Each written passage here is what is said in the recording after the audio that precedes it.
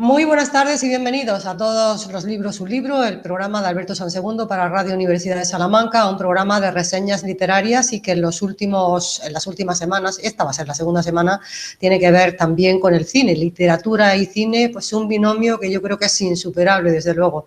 Muy buenas tardes, Alberto.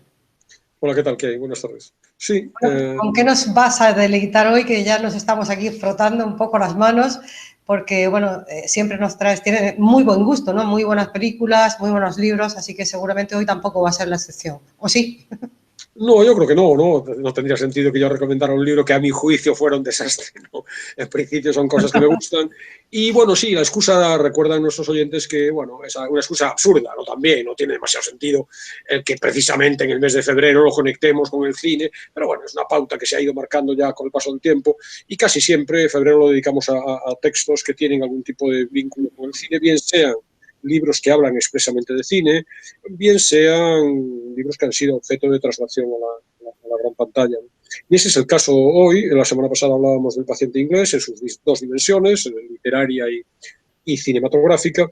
Y hoy traigo una oferta también plural, porque son dos libros, dos películas, pero por el camino voy a mencionar algún otro libro que también, bueno, resulta interesante, con conexiones más o menos indirectas con los dos principales que centrarán el programa. Que creo que es muy british también hoy, ¿no? Sí, muy british imperialista, porque vamos a hablar de la India, vamos a hablar de Rudyard Kipling, el escritor británico que, bueno, la mayor parte de su obra la centró en aquel entorno que conocía muy bien. Traigo dos libros con como digo, un paralelo cinematográfico, el ahora llamado, y luego aclararé este matiz, El hombre que llegó a ser rey, que es un cuento que se ha publicado en España muchas veces ya, y aparece en muchas colecciones de cuentos de Kipling, y aparece exento también en alguna otra publicación, pero que ahora ha sido objeto de reedición, ahora hablaremos de ello. Y luego una novela, quizá la más importante de las novelas de Kipling, que es Kim. Y en ambos casos, cuento y novela tienen sus correspondientes películas de diferente calidad, de diferente entidad, de las que también quiero hablar, pues, cuando proceda, en el momento en el que vayan surgiendo. Sí que querría, antes de empezar y de presentar las ediciones, las dos ediciones, hacer un ligero comentario sobre Kipling. Kipling es un personaje muy interesante. Está en cierto modo de aniversario, porque nació en 1865 y murió en 1936. Nació en la India y nació en Londres en 1936, es decir, hace ahora 85 años. Podemos hablar de un cierto aniversario redondo, ¿no?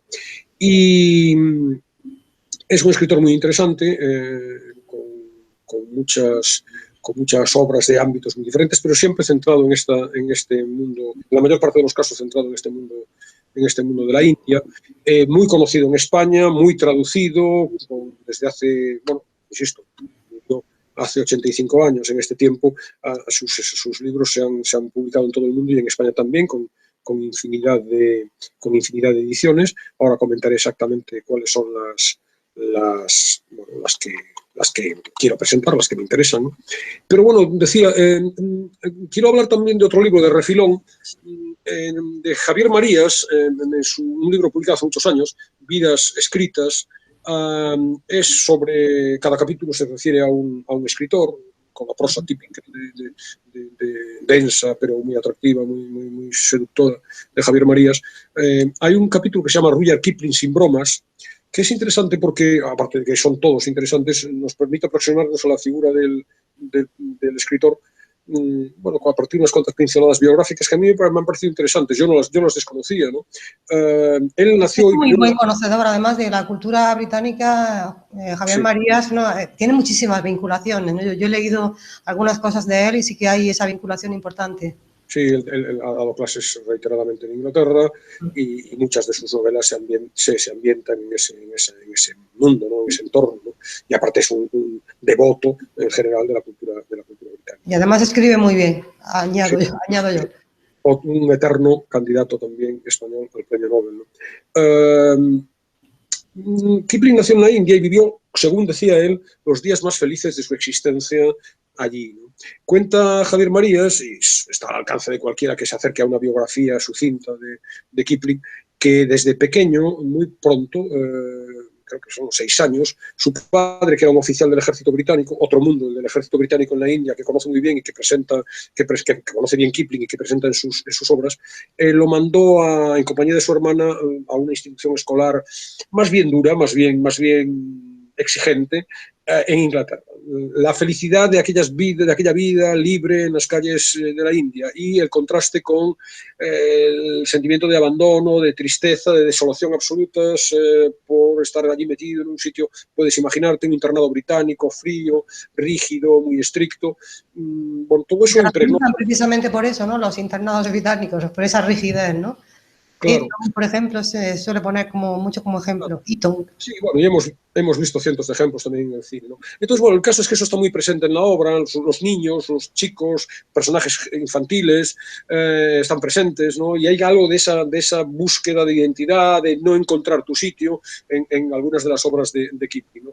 Ya pronto, a los 17 años, volvió luego, no aguantó, no pudo empezar los estudios universitarios y se volvió a la India y, bueno, con 17 años empezó a trabajar como redactor en un periódico en Lahore, interrumpió, como digo, sus estudios universitarios, empezó su carrera de escritor, empezó a publicar con mucho éxito. El hombre que llegó a ser rey lo publicó con 22 años solamente. A partir de ahí tuvo ya una vida desahogada, se movió por todo el mundo, viajó con asiduidad por países de los 5 continentes, acabó instalándose en Inglaterra, pero esta huella de la India, que es a la que me quería referir fundamentalmente, no lo abandonó nunca y está muy presente el conocimiento del entorno, las costumbres, los valores, los personajes, los mitos, la sociedad, las instituciones, todos los conflictos políticos, étnicos, religiosos de la India colonial británica, que fue, digamos, el núcleo central de su enseñanza, están muy presentes en su obra y en particular en las dos que hoy traigo.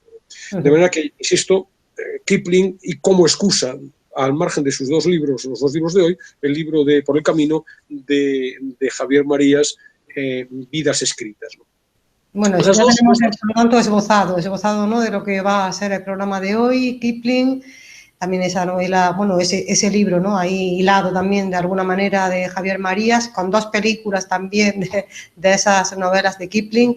Pues vamos, ¿por qué no nos presenta? Bueno, yo creo que ya nos has hablado un poco, ¿no? De quién era Kipling, que además llegó a tener éxito en su época, ¿no? Que no siempre sucede eso con los escritores y sobre todo también tampoco sucede que luego sigan teniendo predicamento y devotos pasando tanto tiempo, ¿no? Que me comentabas además que estamos de aniversario, ¿no? De la muerte de Kipling, 80 y tantos años, creo, hace ya. El hombre que llegó a ser rey, que es el primero de los libros que hoy traigo, puede sonar raro el título para un mediano conocedor de la obra del autor, porque en España nunca se había traducido así. Ha traducido siempre, y la película también, El hombre que pudo reinar. Sí. Que eso está para mí, este libro, este cuento, la película, siempre será El hombre que pudo reinar, porque así es como la conocí, la película en concreto, se estrenó hace 45 años, o más, yo creo, ¿no? Probablemente, sí, 45 años. Yo creo que es del 75, la película. Esta nueva edición, con este título, El hombre que llegó a ser rey, la presenta la editorial Fórcola, con una traducción nueva que no afecta solo al título, sino que la traducción íntegramente del cuento es nueva. Insisto que estaba publicado en España, en diferentes... Yo tengo varias recopilaciones de cuentos de Kipling, una en Acantilado, otra muy antigua en Siruela, en donde aparece el cuento, pero nunca había sido traducido con este título. El título es lo más relevante. Y el libro además tiene varios añadidos. El cuento es breve, el libro obviamente también, son 112 páginas, 115 páginas, pero aparte la traducción de Amelia Pérez del Villar tiene un prólogo de Eduardo Martínez de Pisón, al que ya conocemos en todos los libros un libro, es un catedrático de mérito de geografía, y presentamos hace unos años, el libro sobre las geografías en los cuentos de Tintín. Aquí hay un prólogo muy interesante, luego hablaremos de él también, sobre la geografía, el entorno geográfico del cuento.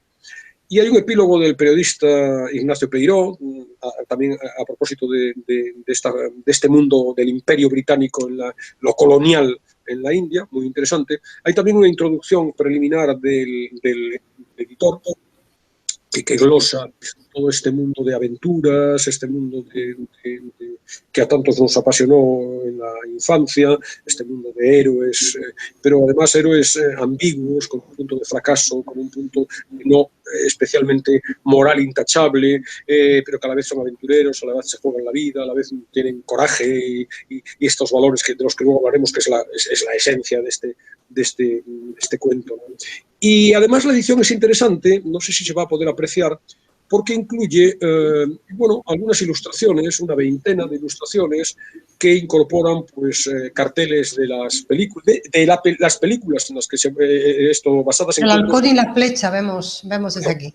No solo películas basadas en libros de Kipling, sino películas de aventuras de este estilo, El halcón y la flecha, El prisionero de Zenda, tenemos, pues, por ejemplo, Tres lanceros bengalíes, un clásico, junto además estampas de, pues, por ejemplo, ropajes y los uniformes de los ejércitos británicos en la India, y también alguna otra ilustración, por ejemplo, de los espacios, de los lugares en donde se desarrolla una fotografía de Marwar Junction, que es el lugar de donde parte la historia, un grabado del desfiladero del paso de Haddalak, que no sé si pronuncio bien, que tendrá un protagonismo relevante en el cuento, algunas imágenes de Kafiristán, ahora hablaremos del Kafiristán, esta zona del norte de la India, Afganistán, las estribaciones del Himalaya, en donde se desarrolla la acción, mapas de la época, de manera que es una edición cuidada. Fórcula siempre hace libros bonitos,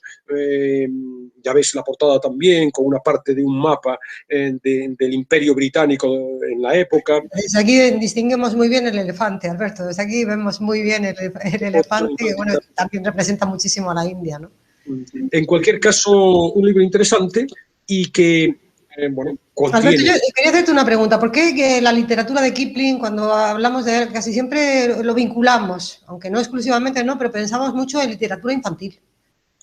Claro, porque sus protagonistas, como digo, en muchos casos son chicos, ¿no? No es el caso de hombre que llegó a ser rey, pero sí King, como hablaremos dentro de un rato. Pero claro, fíjate que casi todo el mundo puede conocer de Kipling el libro de la selva, que ha sido de recreaciones cinematográficas muy numerosas, aquella de Walt Disney. Preciosa. Claro. Pero Capitanes Intrépidos es también de Kipling, ¿no? Y claro, ahí hay protagonistas infantiles, ¿no? Luego está eso que todo el mundo conoce porque se ha difundido, aquel poema, If, que se ha difundido mucho, que parece que es un consejo de vida para jóvenes, ¿no? Sí que está asociado inevitablemente, ¿no? Y luego tiene estas otras dos dimensiones, quizá una de ellas sobre todo, más infantiles, más juveniles, ¿no? Que es que en el fondo hay mucha aventura, muchas peripecias, en los dos libros que traigo hoy, en algunos otros, es ese mundo de aventureros intrépidos, algo a lo que aludíamos el otro día, aludías tú, ¿no? Este mundo de los británicos que quieren expandir los límites del universo conocido y que han ido a la India, pero que han ido también a África, los exploradores, los aventureros, y eso seduce a un adolescente. Es muy atractivo, desde luego, Alberto. Yo tengo que confesar que no he leído la novela El hombre que fue rey, que es como lo titula, ¿no?, en esa última edición que nos has presentado. Llegó a ser rey. He visto la película El hombre que pudo reinar, también muy british, ¿no? Porque están ahí dos de los principales o mejores actores británicos de todos los tiempos, Sean Connery, Michael Caine, creo que era también era el otro actor, y la película, bueno, ahora nos hablarás también de ella. A mí me pareció desde luego muy buena y yo creo que se ve incluso en el día de hoy que resulta igualmente fresca, actual y bonita, ¿no?, de seguir. Sí, fíjate una cosa, ahora hablaremos de la novela, de la película, pero en relación con esto del porqué de los infantil, de los niños, etc., quiero aprovechar de paso también para recomendar un libro que ya recomendamos aquí, en todos los libros un libro, que es La infancia recuperada, de Fernando Savater.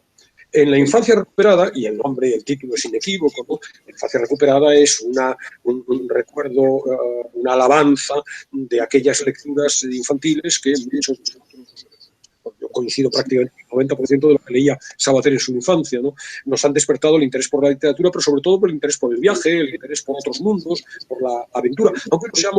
Aunque uno sea timorato, sea cobarde, sea un funcionario de espíritu que no ha salido de sus 4 límites de vida ni sería capaz de arriesgarse en ninguna aventura extrema, pero sin embargo nos ha atraído quizá por eso, porque nuestro día a día es más vulgar, es más monótono, ¿no?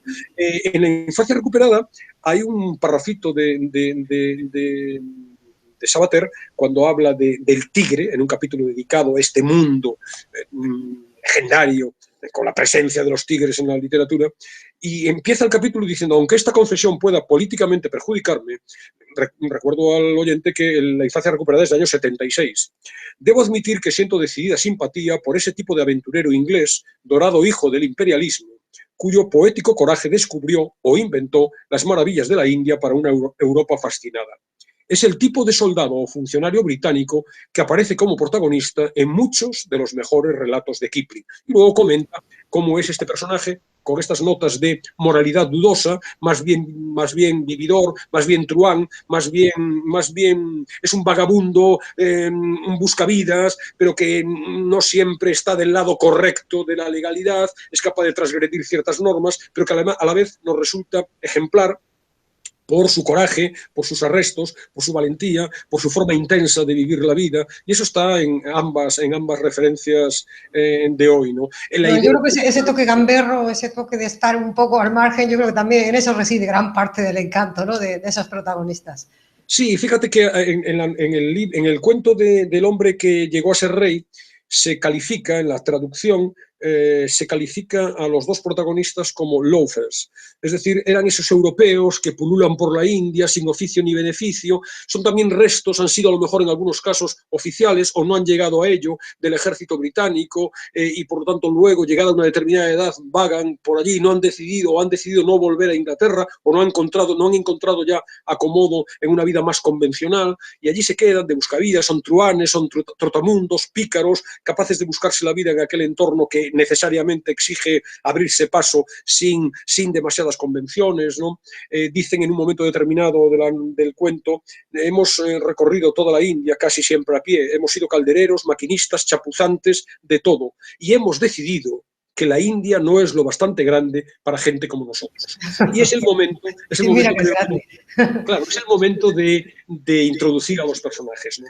Los personajes son Danny Dravot y P.J. Carnehan, que son dos de estos vividores, dos de estos loafers más o menos fracasados, pero a la vez llenos de sueños, llenos de ilusiones, a los que conocemos en las primeras páginas del cuento porque se presentan a Rudyard Kipling. Rudyard Kipling es, sin duda, no se menciona expresamente, pero es aquel periodista que está en la obra y que una noche está en la redacción ultimando las últimas notas, los apuntes finales de un artículo y bueno, aparece uno de estos personajes, los va a acabar encontrando, los ha encontrado antes en diferentes trenes, los trenes están muy presentes en la India, forma parte de esta cultura colonial británica, los dos libros que traigo, el tren es muy importante, y entonces, bueno, le plantean que en vista de que han deambulado por la India año tras año sin oficio ni beneficio y que la India les queda muy pequeña, han decidido, lanzarse a una aventura de otras dimensiones, ¿no?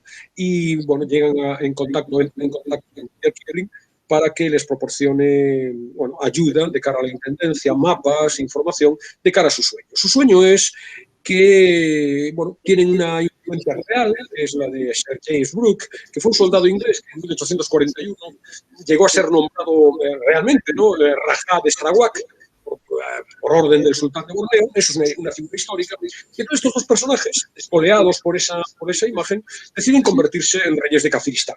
Kafiristán es una región inhóspita en el noreste de Afganistán, hoy se llama Nuristán.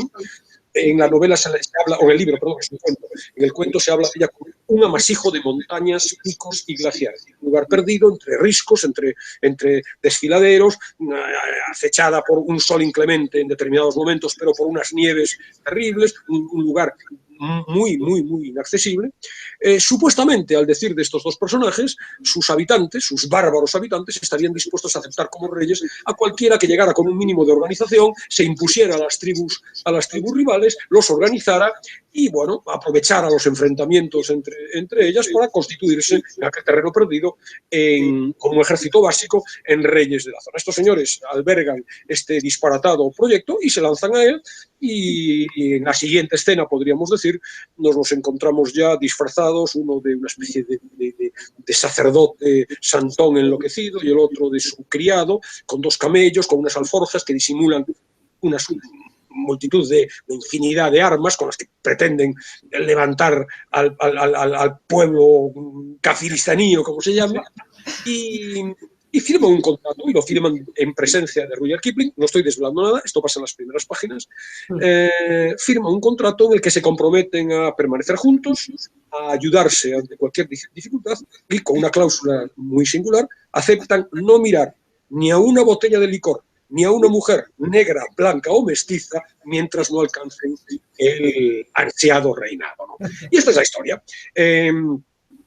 Bueno, vamos a conocer la historia a través de una larga elipsis de 2 años. 2 años después, Carnehan, que va a volver para contarlo, le vuelve a contar a Kipling, le cuenta a Kipling qué es lo que ha pasado en esos 2 años, la sucesión de proezas, de desgracias, de disparates, en cierto modo, que han vivido esos valientes, esos ilusos, esos generosos, esos geniales y algo chiflados personajes que buscaban la gloria y la fortuna. Y en este sentido, ahí está, a mi juicio, el mayor encanto del libro, o del cuento, por el cual digamos, permanece de manera imperecedera en la memoria de todo el que lo haya leído y de todo el que luego hablaremos de la película, de todo el que haya visto la película, que mantiene este espíritu. Es esta idea que ya adelantaba de una oda a la aventura, con los grandes temas asociados y que son los que al adolescente, al chico, como apuntamos hace un rato, le fascinan.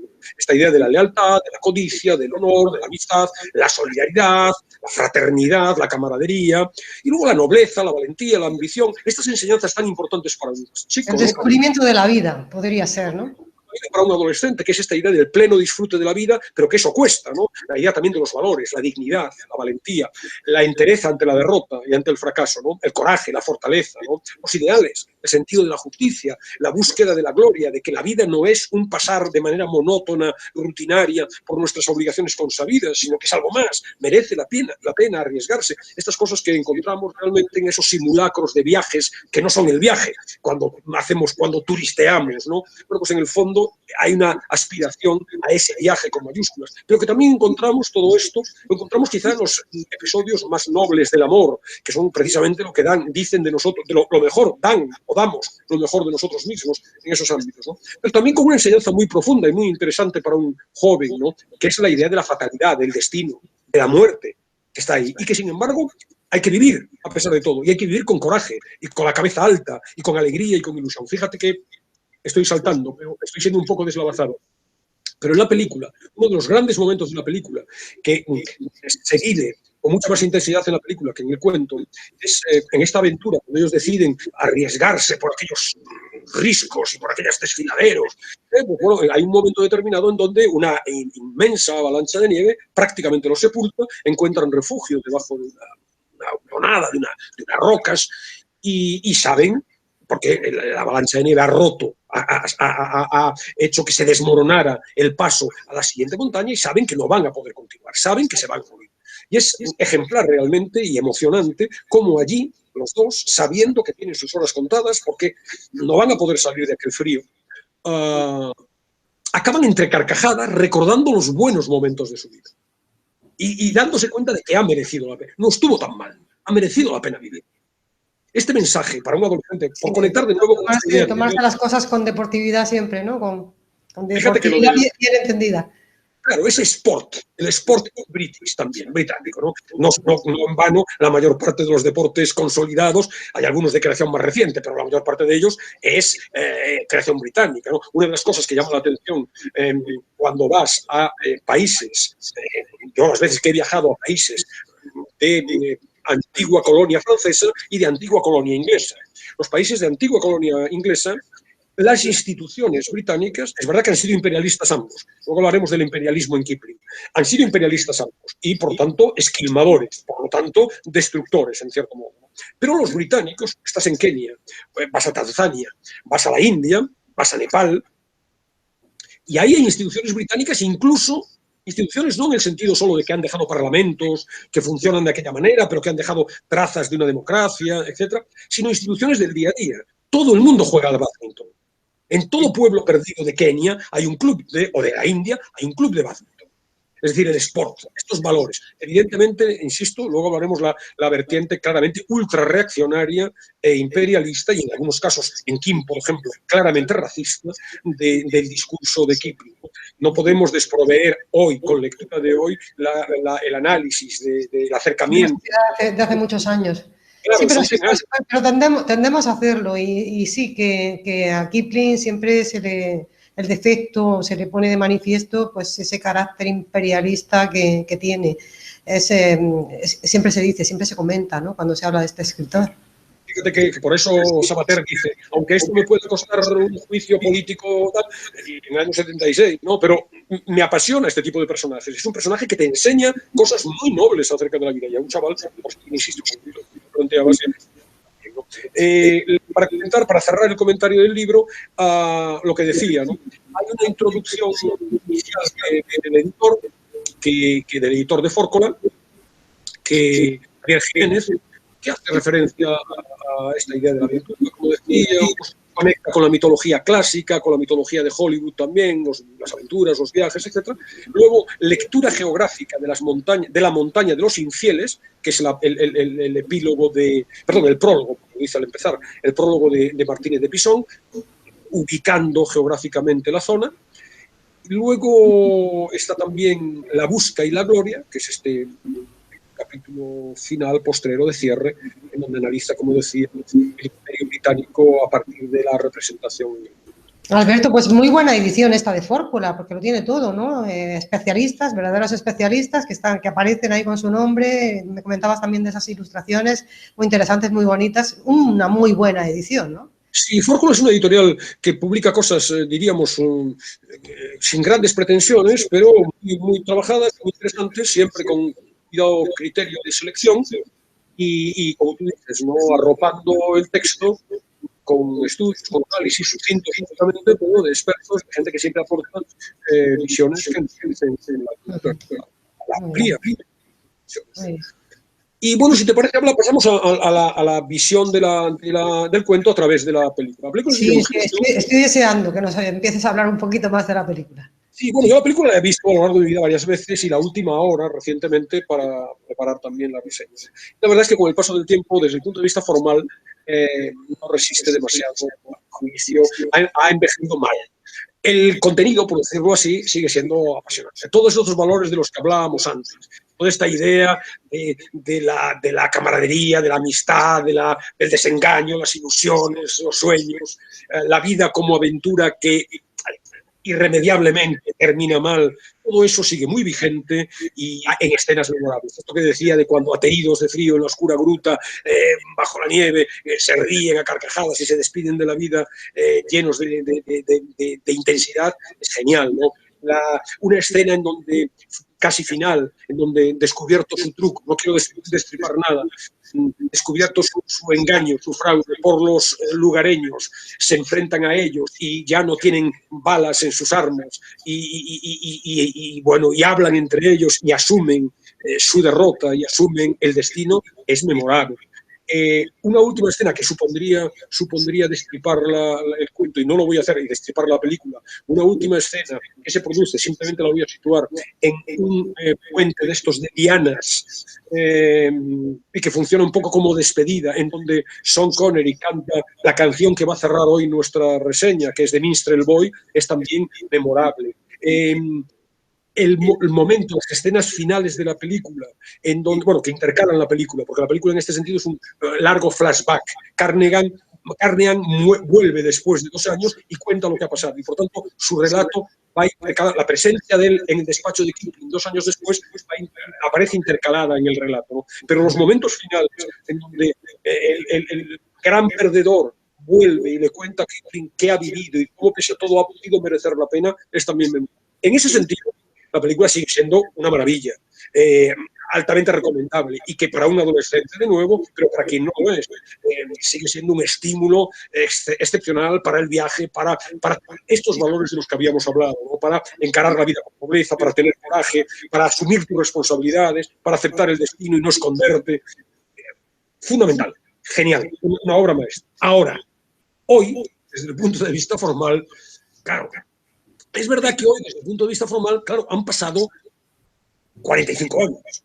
Y hoy el cine, por ejemplo, toda la cuestión de la ambientación, desde la lógica de hoy, en donde hay millones de dólares o de euros para conseguir una fidelidad en la ambientación excepcional, se nota que es un poco de baratillo.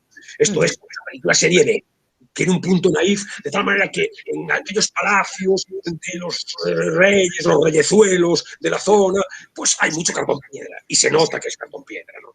Y luego todas las vestimentas. Y estamos hablando de los preños que se mueven entre riscos, pero en realidad todos casi parecen estar vestidos con pellejos de oveja. Muy poco, ¿no? Bueno, de todas maneras, Alberto, también se sigue produciendo todavía hoy cine con tantos medios como hay, que realmente hay, pero bueno, se sigue. Yo vi el otro día una película, es que no recuerdo exactamente el título y quizás no debería de interrumpirte para dar un dato de tan poca seguridad, pero una película española también de hace meses y que es horrorosa en cuanto, porque se notan perfectamente todos esos decorados que se han creado mediante ordenadores. Es que es tan evidente que aquello es muy falso, que bueno, que se siguen produciendo también muy malas películas hoy a pesar de esos grandes avances tecnológicos. Cierto, lo que ocurre es que esto, desde el punto de vista formal, 45 años se nota mucho, ¿no? Por ejemplo, leyendo sobre la película, parece que las escenas de nieve, que pueden encontrarse, obviamente, en las montañas afganas. Estamos hablando de las estimaciones del Himalaya. Fueron rodadas en Chamonix. Las escenas más o menos desérticas fueron rodadas en Marruecos.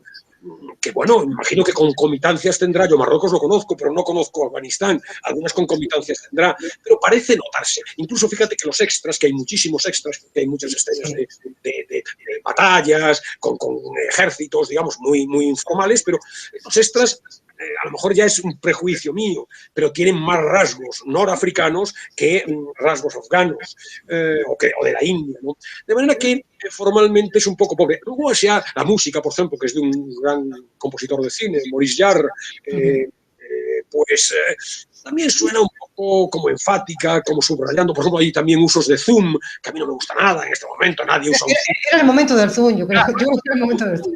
Hay algunas escenas de zoom que los secundarios, los personajes locales no están, a mi juicio, demasiado bien elegidos. Luego, por ejemplo, se le da una mayor dimensión de la que tiene en el cuento, a la que, y no, tampoco no sé si destripo o no destripo, acabará por ser, quizá, no lo sé, vamos a dejarlo en el aire, la mujer de uno de ellos, de Dravot, perdón, que casualmente es una actriz, una modelo, que era la mujer de Michael Caine en el momento, ¿no? Shakira Caine, una chica belleza, exótica, pero bueno, que tiene más peso en la película de lo que realmente el que desempeña en el... En cualquier caso, una película excelente. John Huston no hace películas malas, y bueno, de visión interesante, y que el espectador vaya preparado, que realmente se va a dar cuenta de que aquellas columnatas y aquellos paredes del palacio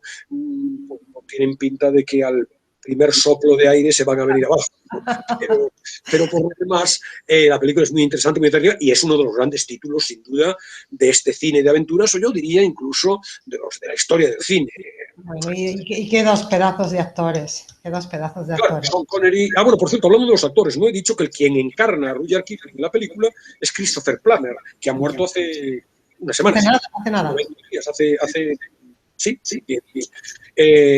hace el papel de Rudyard Kipling. Bueno, en cualquier caso, doble acercamiento. Además, se ha hablado también, ahora ya he conocido ya algunos detalles también de la vida de Christopher Plummer, que a mí siempre me ha parecido pues, una persona como muy aristocrática, ¿no? Pero realmente es que venía de muy buena familia, ¿no? Se dedicó a esto de ser actor y eso, pero venía de muy buena familia. Otro día podemos hablar de él, no te interrumpo más. Adelante, Alberto. Un doble acercamiento interesante, literario y cinematográfico, a este mundo de Kipling, este mundo de ahí.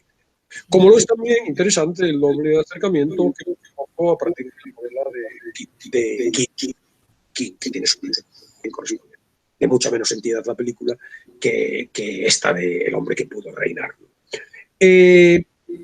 King es una novela voluminosa que a mi juicio es simultáneamente compleja pero entretenida, asequible, pero a la vez difícil, y que concentra diferentes focos de interés.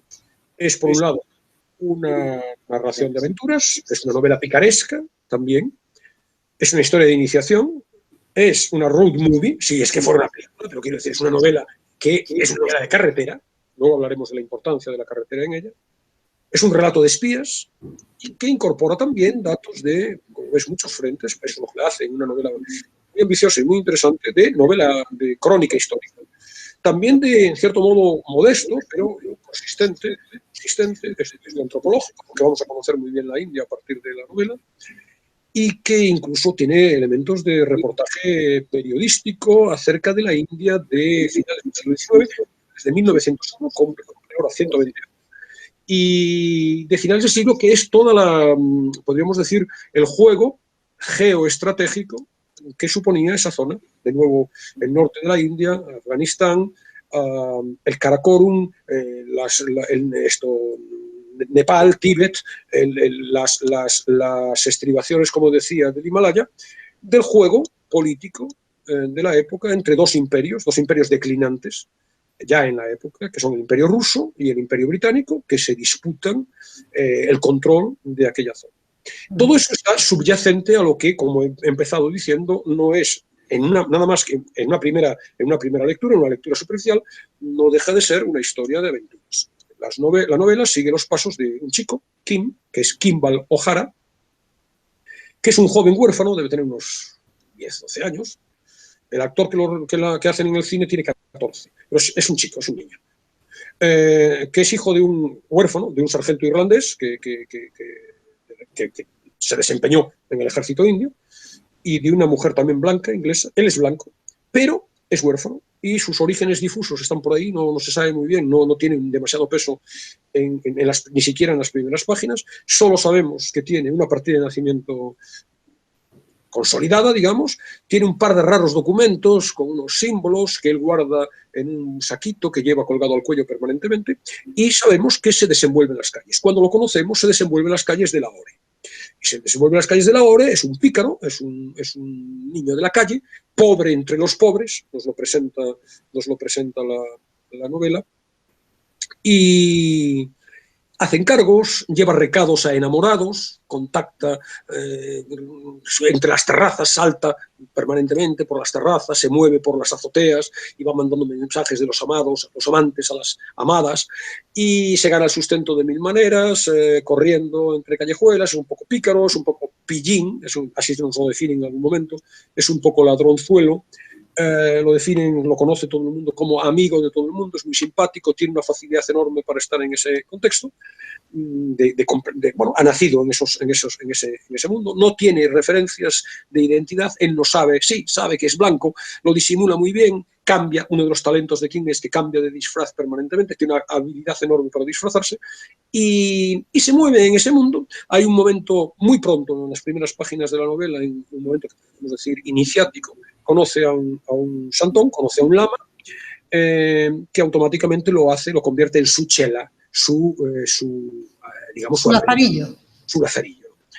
Y bueno, este lama está buscando, hay una leyenda budista, según la cual Buda, en una prueba, con un arco que era muy difícil de pulsar, lanzó una flecha, esa flecha cayó en un lugar desconocido y el sitio en el que cayó brotó un río, y este lama va buscando el río, y a partir de ahí la novela consiste en esa peregrinación, en ese avance a través de las carreteras, ahora hablaremos de una en particular, las carreteras de la India, un avanzar en busca de ese río sagrado, que es el que acaba curando y salvando los pecados de quienes los han cometido, ese río que el viaje físico, espacial, a lo largo de la carretera principal de la India, es también un viaje iniciático, un viaje, como hablaba de road movie, en las películas de carretera hay también un crecimiento del personaje. El personaje nace, o lo conocemos en una determinada situación personal, y va creciendo. King busca su identidad, el lama busca la iluminación, busca el río, y bueno, esa es la historia con infinidad de ramificaciones. Una historia que ha sido... Y que cuenta además mucho sobre la India del momento, ¿no? Que también es otra de las características, pues no en vano Kipling era periodista, ¿no? Se dedicó también al periodismo. Claro, fíjate, es un libro que, como digo, tiene muchas ediciones en nuestro país. La que yo traigo es del año 2006, de Mondadori, Grandes Clásicos. Hoy Mondadori como tal ya no existe, Mondadori ya pertenece como muchísimos sellos editoriales a Penguin Random House. Por tanto, ya no se puede encontrar en Mondadori como tal, pero en Penguin sí, han salido nuevas ediciones.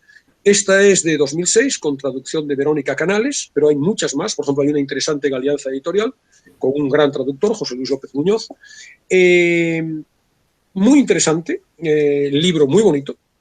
Sí, es bonito, sí, al menos la portada se ve muy bonita. Estupenda, pastas duras, la cinta separadora y un excelente prólogo de 50 páginas, más de 50 páginas de las 400 y pico que tiene el libro. Un prólogo de Edward Said, que es ya murió, un gran intelectual, un extraordinario orientalista. Recomiendo al lector que se vaya a acercar a esta edición que lea la novela primero y que solo con posterioridad lea el prólogo, porque el prólogo es muy ilustrativo, muy esclarecedor, se aprende muchísimo. Que lo lea no, recomiendo que lo estudie, porque las aportaciones, la perspicacia de Said en la lectura, la capacidad de penetración, la capacidad de encontrar ángulos que para un lector convencional han pasado totalmente desapercibidos en una lectura digamos, superficial o normal, pues esa capacidad que tiene es extraordinaria y es un gozo realmente leer el prólogo y decir, anda, cuánto no he visto, pero sin embargo ahora veo. Estaba ahí, ¿no? Disfrutar una vez más y ahora de verdad de esa lectura. Sí, entonces, bueno, hay muchos planos, como decía. Por cierto, en este itinerario que hace Kim, precisamente por su facilidad, por ser un chico de la calle y su facilidad para desenvolverse en ambientes muy distintos, precisamente porque se disfraza y tanto puede aparecer en determinados contextos como un hindú más, como un indio más, o puede aparecer como un blanco, domina 50 lenguas y jergas callejeras, pues acaba siendo captado por una serie de azares que tampoco procede ahora concretar, por el Servicio Británico de Espionaje en la India.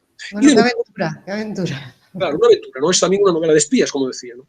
Entonces, va a ser utilizado en ese recorrido, como va a estar en la gran carretera que corta la India, va a estar en el camino con acceso a muchísimos entornos, a muchísimos ambientes, se le va a utilizar precisamente en este conflicto ruso-británico, y entonces, pues parece que se está preparando una invasión o un ataque ruso en esas zonas norteñas del norte del Punjab, en la India. Va a haber un ataque de Rusia y por tanto pasa mensajes de unos a otros. Vamos a conocer a diferentes personajes, fundamentalmente el coronel Crichton, que es el jefe del servicio británico, servicio secreto británico en la zona, etnógrafo, personajes con correlato real en muchos casos.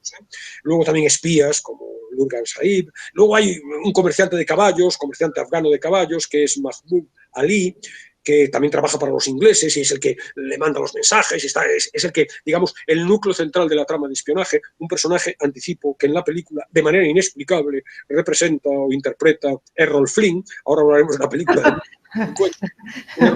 de opereta, ya lo veremos, ya hablaremos luego de la película, ¿no? Entonces, como es una primera dimensión, más allá de lo del espionaje, es esta idea de aventuras. La novela es una novela de aventuras. Una novela de aventuras no fácil, porque hay mucho entorno local. Por cierto, el libro tiene, yo no sé si son 500 notas, cerca de 500, todas de Said, del propio prologuista, en donde nos aclaran extremos que desconocemos. Hay infinidad de razas, infinidad de lenguas, infinidad de santones, de referencias locales que exigen traducción, ¿no? Entonces, en ese sentido, la lectura Es un libro de aventuras, pero no se lee con fruición, hay que pararse. Es un poco, por eso lo calificaba con ambivalencia al principio. Sí, apasiona, pero a la vez es complejo, es asequible, pero a la vez tiene dificultad, ¿no? Y entonces, en ese sentido, novela de aventuras con episodios, con intrigas, con sorpresas, con mensajes, con tiroteos, con incidentes de esto que no son esperados, con ocultaciones, con secretos, hay huidas, hay escena de aventura, con desprendimientos de piedras en una ladera de una montaña en el que mueren determinadas personas. De manera que, dotado por parte, todo ese relato dotado por parte de Kipling de un carácter muy enérgico, muy vivaz, que hace que el cuento, la historia, tenga mucho atractivo, ¿no?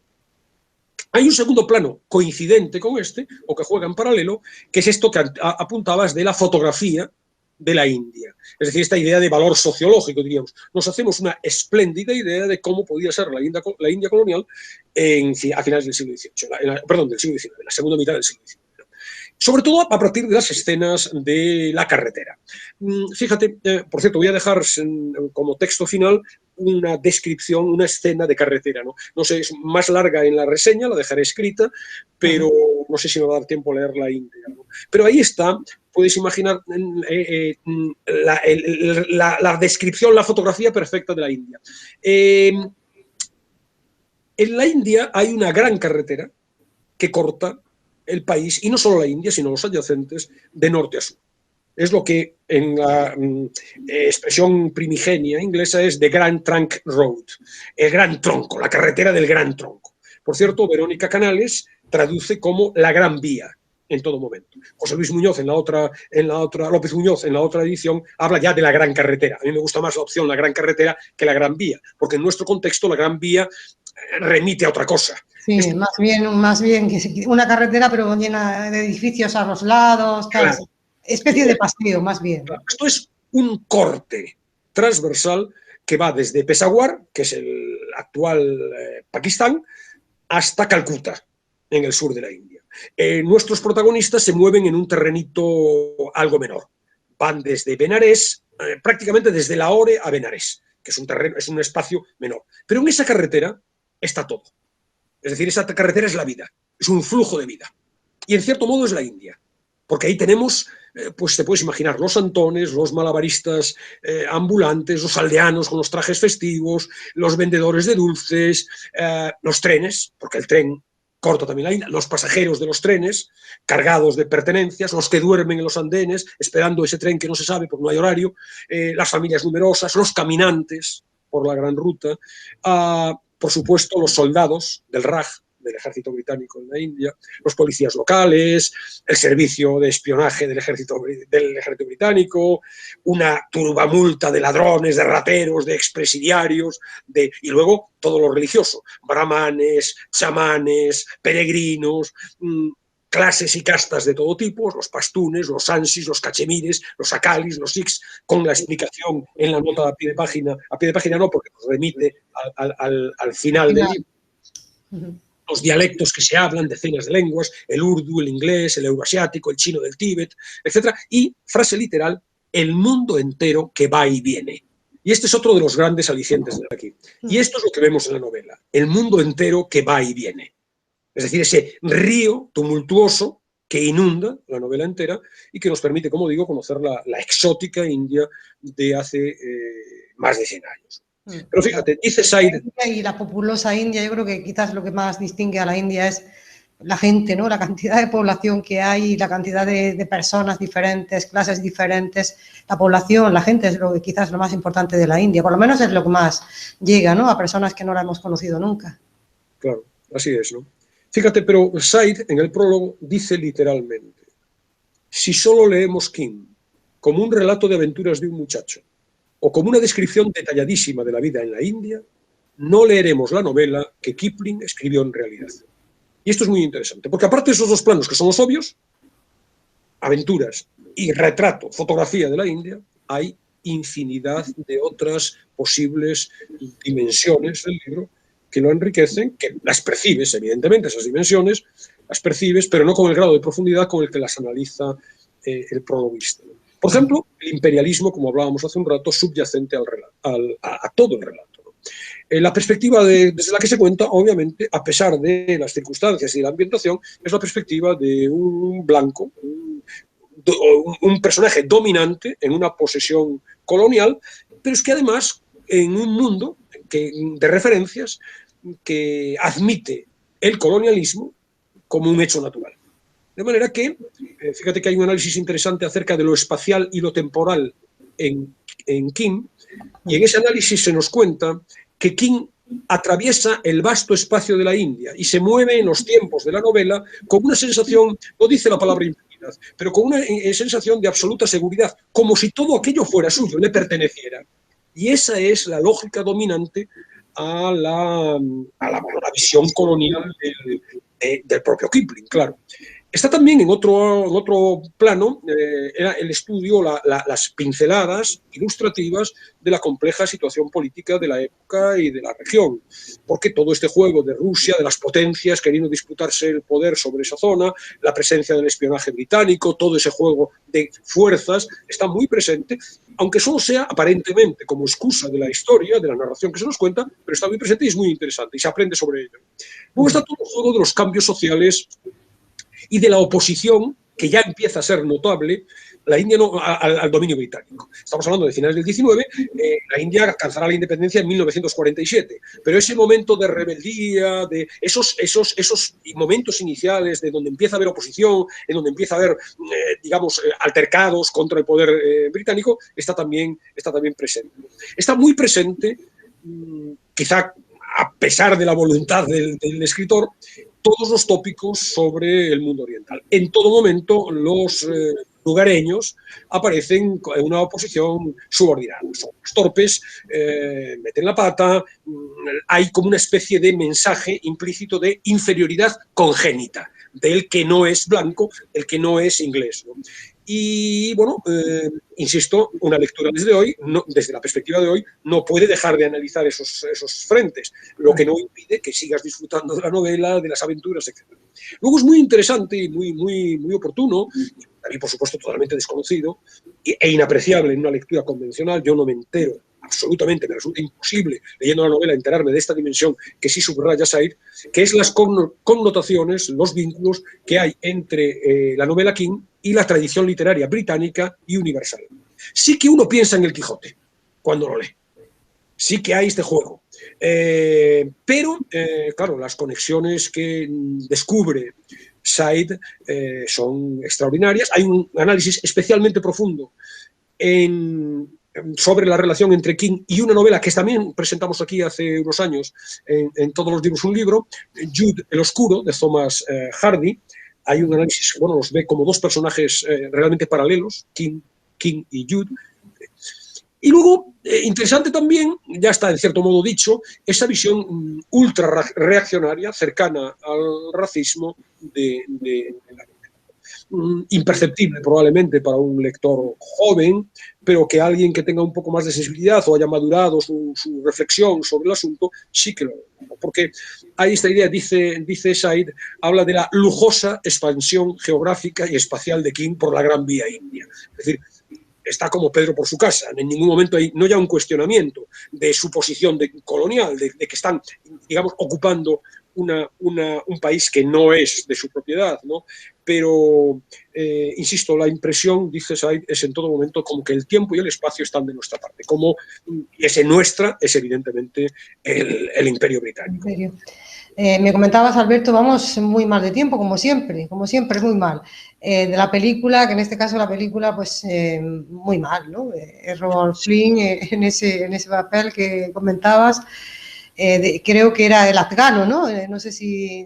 Sí, el cuidador de caballos o el cuidador de caballos. El cuidador de caballos afgano, que aparece caracterizado, insisto, de opereta, con una perilla y con unos ropajes que parece sacados de, ya digo, de una opereta barata, impropia del contexto, por lo menos de como yo me lo imaginaba, ¿no? Dean Stockton es el chico, es un actor que ha tenido una relativa carrera profesional, no demasiado brillante luego, borda el papel lo hace fantástico, el niño. Y luego, bueno, la película, sí, yo creo que por cuestiones de comerciales ha tenido que entrar ahí Errol Flynn, pero encaja poco. Fíjate que es de la Metro Goldwyn Mayer. Hay cosas valiosas, ¿eh? La Metro pensó hacer esta película antes de cuando la hizo. La película es del año 50. Hay un primer intento en el año 38 que lo truncó la Guerra Mundial, con Freddie Bartholomew, que era un niño prodigio de la época en el papel del chico, y Robert Taylor, el guapo Robert Taylor en el papel de Mahbub Ali. Luego, terminada la guerra, o a mediados de la Guerra Mundial, la Metro volvió a intentar el proyecto, en este caso con, tú lo conocerás sin duda, quizá nuestros oyentes más jóvenes no tanto, Mickey Rooney, en el papel del chico. Bajito. Bajito y pequeñito siempre, fue un niño, fue pequeñito toda su vida, pero bueno. Y Conrad Bate en el papel de Mahbub Ali. Conrad Bate es, para quienes, o Bate, no sé cómo se pronuncia, es el marido de Ingrid Bergman en Casablanca. Es el actor que hace el papel del marido de Ingrid Bergman en Casablanca. Pero también se truncó por un problema, en este caso, de sensibilidades. En el año 42, con la guerra por medio, no se sabía muy bien si ciertas descripciones de la India podrían herir la sensibilidad de las autoridades hindúes, y se paró. Y por fin, en el año 50, lo retomaron ya con estos personajes, ¿no? Y yo creo que sí, la presencia de Errol Flynn probablemente es una necesidad comercial, de que tenga carrera digamos, en los cines, ¿no? De que pueda conseguir recaudación, ¿no? El gancho, digamos, ¿no? Para que resultara atractiva para el espectador. El gancho. Y luego la película sigue más o menos la trama de aventura, se le escapan toda la dimensión iniciática que tiene, toda la dimensión espiritual que tiene, la novela no está, muy de fondo todo el juego geopolítico, geoestratégico, está, pero en realidad la presión esta, la amenaza del Imperio Ruso, son dos rusos perdidos que andan por allí, que hablan en ruso, sí, pero que están allí perdidos en los montes y buscan leche de una cabra para poder alimentar. Bueno, en definitiva, una cosa no demasiado consistente. Sí que quiero llamar la atención sobre un nombre que está digamos, la ficha de la película, ¿no? Y se puede notar, sabiendo que está así, que se puede notar su presencia. Esto a lo mejor puede resultar pedante. Cedric Gibbons es un director artístico y es uno de los grandes directores artísticos de la historia del cine. Hasta el punto de que quien conoce la obra como director artístico de Cedric Gibbons acaba notando su mano en muchas películas. Se habla de que participó en 1.500 películas diferentes. Fue nominado al Oscar creo que 30 veces y ganó 11 Oscars. El director artístico es el que elige el modelo de teléfono que va a estar encima de la mesa cuando suena un teléfono. Es el que pone las lámparas, es el que establece, en algunos casos, incluso también interviene en la decoración, interviene en el vestuario. No estoy muy seguro de que la estrafalaria pinta de Errol Flynn se deba a Cedric Gibbons. Es verdad que en este caso no es una película de Oscar ni ha sido nominada, pero por la dirección artística. Comedias de los años 40-50, los interiores son todos de la Metro. Él trabajó con la Metro fundamentalmente. Estuvo 30 años trabajando con la Metro. Todos los interiores de las películas de interiores de la Metro y algunas de exteriores. Julio César, Oscar, es de él. La ambientación. Cautivos del Mal, es de él. Alguna versión de los años 40-50 de Mujercitas, Oscar, también por Cedric Gibbons. Pero todas estas de gabinete, comedias de gabinete que pasan en la habitación súper sofisticada o en la casa sofisticada de la dama o del galán, etc. Toda esa ambientación artística es de Cedric Gibbons. Y en ese sentido, y yo no sé si está su mano ahí o no, ya lo deduzco por su presencia en el listado en la ficha técnica, sí que está bien La Gran Carretera. La Gran Carretera en la película está muy bien. Está muy bien porque realmente nos permite trasladar, está hecha en 1950 y la película, yo no sé si está rodada allí, creo que sí, probablemente.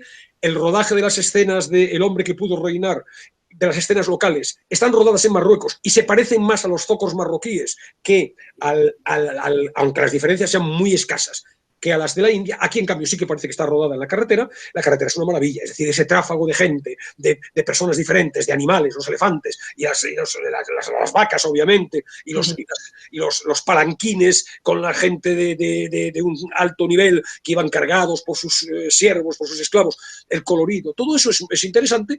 Y luego hay fallos clamorosos, es decir, hay fallos que son, ves que es película con todo el respeto, película de 4 de la tarde, de un sábado de nuestra infancia, ¿no? Con todo el respeto digo a los programadores de televisión que se esforzaban de ofrecer lo mejor posible, ¿no? Pero hay cosas por ahí, aquí sí que hay una escena, el cartón piedra sí que es ostensible. Hay una escena en que Errol Flynn y el niño y King, en una ladera de una montaña, a sus perseguidores le lanzan una roca que va a generar una avalancha. La roca es que, evidentemente, yo creo que rozando con la uña del meñique se va a venir abajo, pero hace unos esfuerzos como si fuera una piedra voluminosa y en realidad es cartón piedra clarísimo. La caracterización del lama, el lama es lo menos parecido a un lama que uno se puede imaginar. Yo me he fijado, yo King no lo había visto, o si la había visto de chaval, no la recordaba. La he visto ahora para hablar de ella en la reseña, ¿no?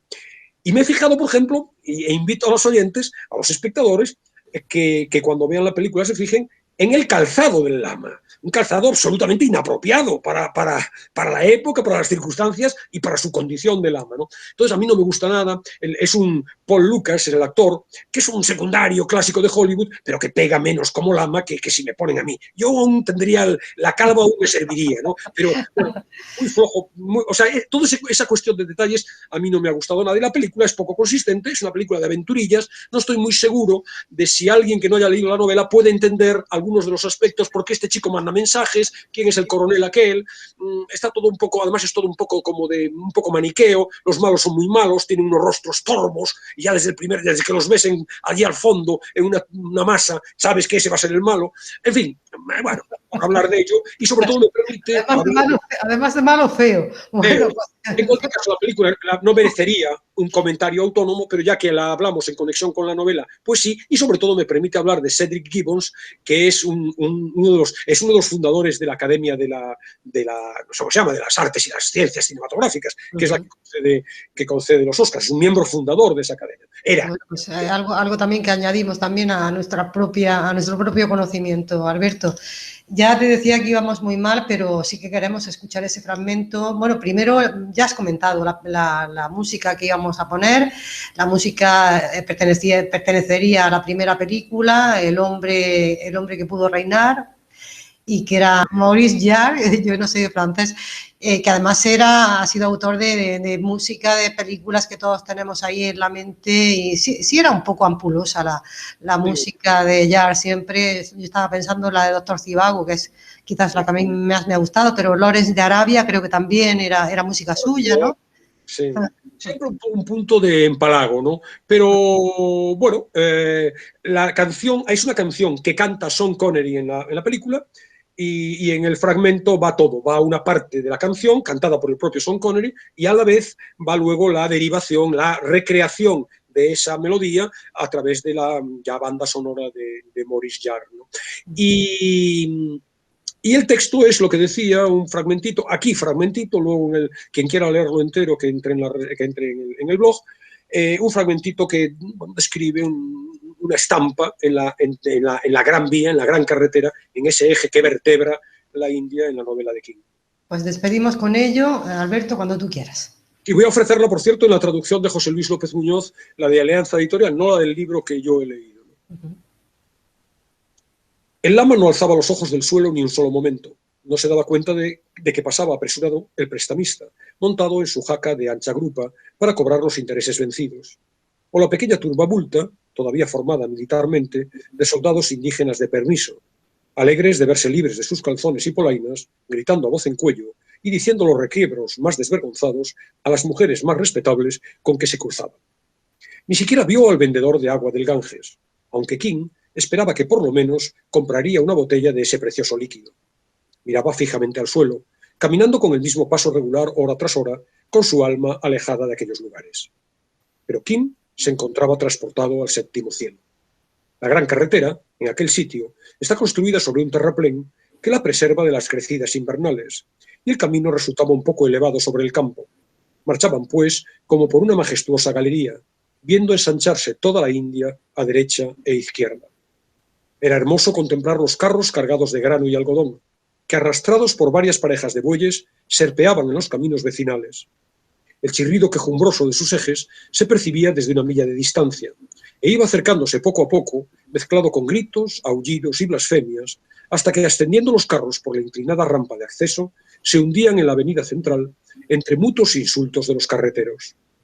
Era también un hermoso espectáculo ver a los campesinos, pequeñas manchitas de rojo, azul, rosa, blanco y azafrán, regresar a sus aldeas por grupos de en dos y de tres en tres, separándose, dispersándose y haciéndose cada vez más pequeños a través de la inmensa llanura. King devoraba todas estas emociones, aunque no podía expresar con palabras sus sentimientos. Se limitaba a comprar caña de azúcar pelada y escupía generosamente la médula sobre el suelo. De vez en cuando, el lama tomaba rapé. Al fin, llegó un momento en que King no pudo resistir el silencio.